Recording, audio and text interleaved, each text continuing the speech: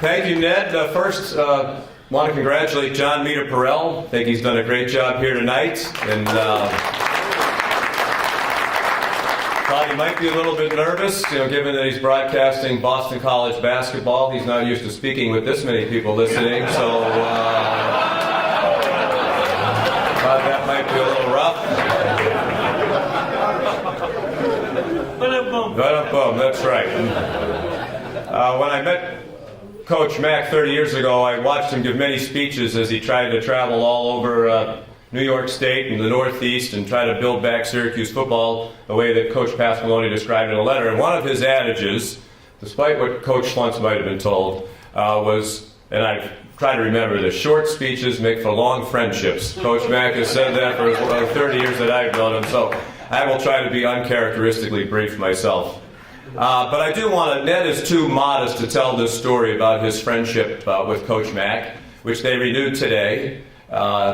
Ned took Coach Mack to the UMass Club, which is at a Denny's in Revere, and they had a... thank you.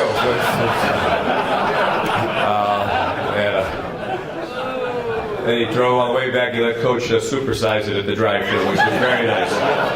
But, Ned played for Coach Mack. And through the years I've heard the story, they did not get off to a great start. Ned told a touching story about how they met at the banquet. And when Ned and his classmates arrived to play for Coach Mack, Coach Mack was not pleased about what he thought was a decided lack of toughness in the members of Ned's class. So finally Coach had seen enough, and he gathered them all together one day in the football locker room. And he gave an impassioned speech about how they needed to be a lot tougher if they were going to play for him. And he said, I'm going to show you an example of toughness. And he had a little bag in his hand, a little paper bag, and out of that brown paper bag he took out a little baby alligator. And everybody on the team's wondering, what the heck is this all about? And Coach dropped his trousers a bit, and he put that alligator in a very precarious spot of his anatomy, and the jaws snapped down, and blood went gushing everywhere. It looked like Coach was in excruciating pain, and when it looked like he couldn't take it anymore, he pulled a pencil out of his pocket and he stabbed that little alligator in the eye, and the jaws flopped open and the alligator fell on the floor. And Coach looked around the room to the stunned silence of Ned and his classmates, and he said, now that's tough, boys. Do any of you think you're tough enough to try that? And Ned said, Coach, I'll give that a shot as long as you promise not to poke me in the eye with that pencil.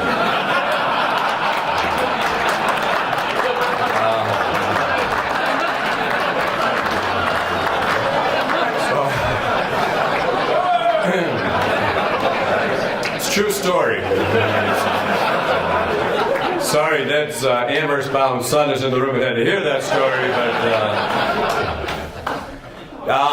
I met Coach Mack 30 years ago when I was a freshman at Syracuse, 31 almost years ago now, the fall of 1980, when he became the head coach at Syracuse University, as we like to call it, the Harvard of Central New York.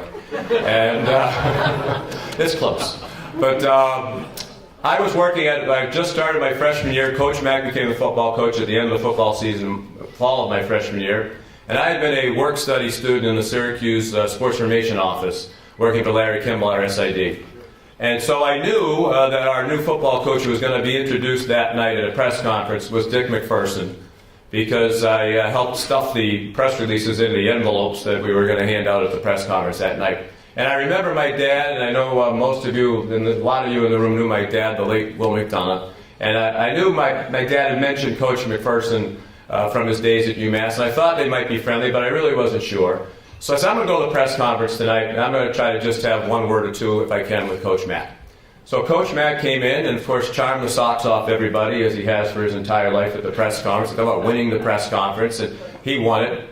And I watched the chancellor and the athletic director and the board of trustees waltz him around the room to all the big boosters, and it didn't matter who was in the room. Coach Mack took time for everybody, and I patiently waited, so I was probably the last person in the room to shake his hand. And they were trying to almost whisk him by me, and I don't blame them. And I jabbed my hand toward him. I said, Coach, I'm Sean McDonough, and I work in the Sports Information Office here. I'm a freshman, and you might know my dad, Will McDonough.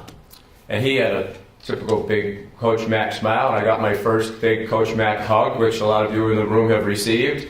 And we probably spent 15 or 20 minutes chatting, to the great chagrin of the chancellor of the university and the other people who were anxious to move on to some of the more important folks in the room. But that was the lesson that stuck with me from day one, my first seconds knowing Coach Mack, that he treated everybody the same way, everybody well. Didn't matter if you were the manager of the football team. I became one of his work-study students and worked for him for 3.5 years. Didn't matter if you were the star quarterback. Everybody is important to Coach Mack. And it's a great lesson. It was a great lesson for me to learn up close, because he became the most popular man in Central New York, not because of what he did with the football team, which was remarkable and landed him in the College Football Hall of Fame, deservedly so, but because he was so involved in so many aspects of the Syracuse community. I remember when he did not get off to a good start. One of the beginning of one of his seasons, we hadn't won a game, might have been 0-3 and 0-4, something like that, and Coach Mack gave me one of the other life lessons that stuck with me. He was asked at the press conference, "Coach, you're 0-4. What's the mood of the team?" And he said, "Well, it's like I said to Sandra last night. I said, honey, football is a lot like sex." And here's a man who goes to Mass and communion every day. I went with him. He said, when it's good, it's great, and when it's bad, it's still better than just about everything else. Coach told me that night at the press conference, I'm going to go back to Cleveland. I have to finish the season with the Cleveland Browns. But if you're Will McDonough's son, you must know something about football. Whenever it is that I get back to Syracuse, I'm going to track you down in Day Hall, and I'm going to take you to breakfast, and we're going to talk about what Sean McDonough can do to help me get this Syracuse football program turned around. And I sprinted out of the room that night for the press conference before cell phones and ran up to my dorm room in Day Hall, and I called my dad. And I said, "Dad, I just met our new coach, Coach McPherson." And it is McPherson because, as I learned very early on from Coach, there is no fear in McPherson, and that is true too. I said, "I've just met either the biggest phony I've ever met in my life or the nicest person I've ever met in my life." And he said, "You met the nicest person that you've ever met in your life."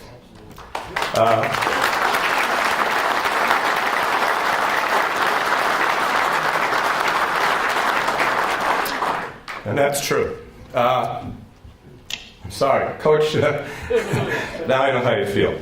But I think for all of us who know Coach Mack, and I feel blessed to have had this opportunity because I know so many people in the room love Coach Mack, we all feel that way about him.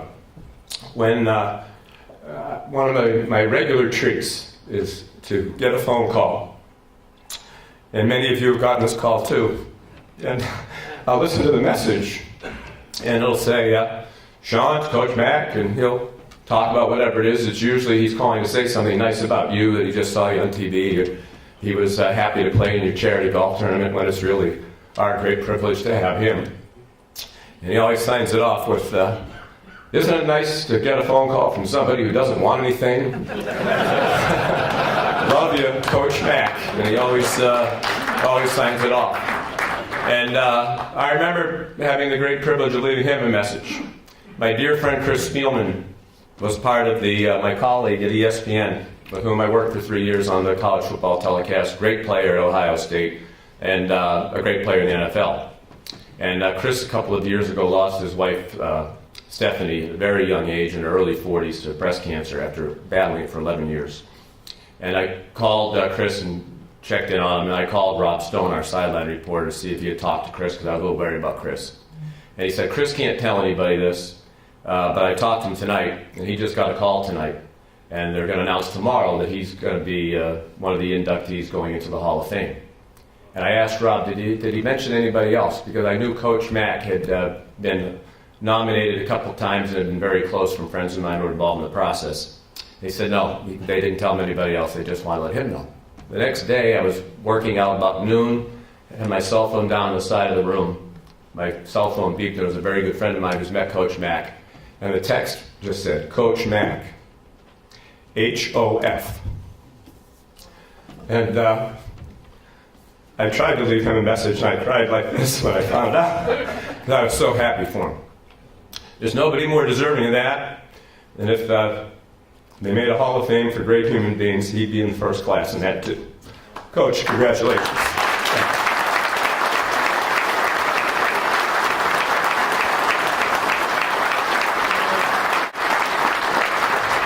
Now, I've heard Eddie Schluntz's name over the years, and never had met him, and met him for the first time about a month ago or so at one of our meetings, and I'd heard so many good things about him, and It's absolutely true. He's just a wonderful guy. You can tell everything's right from the heart with Eddie. And, we're thrilled to have him as one of our honorees tonight as well. But what I'd like to do now is, give out this year's Jack Driscoll Award to Coach Dick McPherson. Coach, come on up.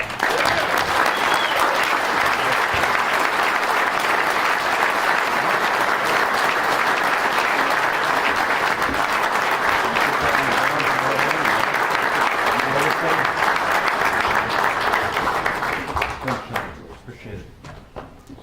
This is something very, very special. And I'm going to remember what Sean said, short speeches make for long friendships. I had no idea this is the kind of thing that was going to be happening tonight. I promise you that, because I thought that we were going to be giving out some awards to high school people tonight. And Ed and I were here just to be a part of that, and that is something that is so special that everybody here should be congratulated. Is Sean McDonough a great announcer, or is he not a great announcer?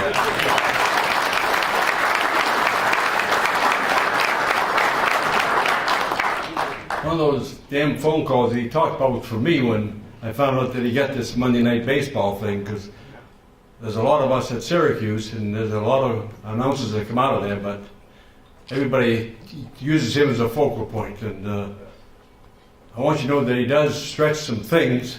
And whether you knew it or not, he had an aunt that was a nun.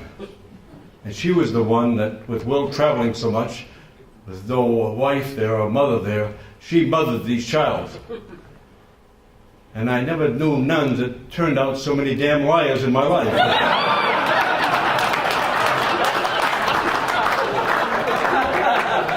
I want to make sure that everybody here knows that there are so many people in this room that have made my life so much fun.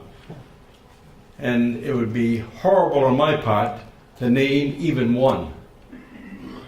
Because I would want everyone to think, if I had to name one, that's the one that I would name.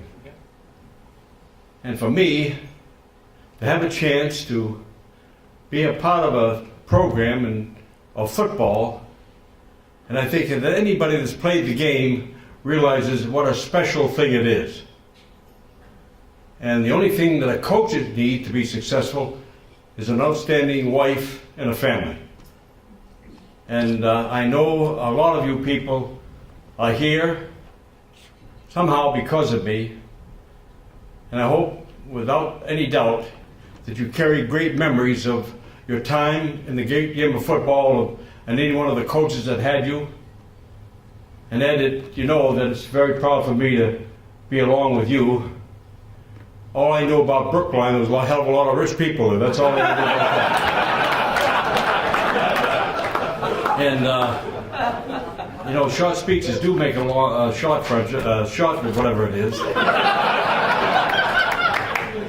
But if somehow I could relay to you people that my life is a lot like football, and I want to win at the end of the damn game, Ed, we're getting close. And I just can't thank all you people for being here, and most especially the football players that I had so much fun with, so many plays, so many memories that even running around tonight, some of the things that were going on, I can remember so much. So this is a very, very special award, and I'm damn glad you forced Ned Dean to be the chairman, because there's no hell way in the God's green acre that I'll have this award, and thank you very much.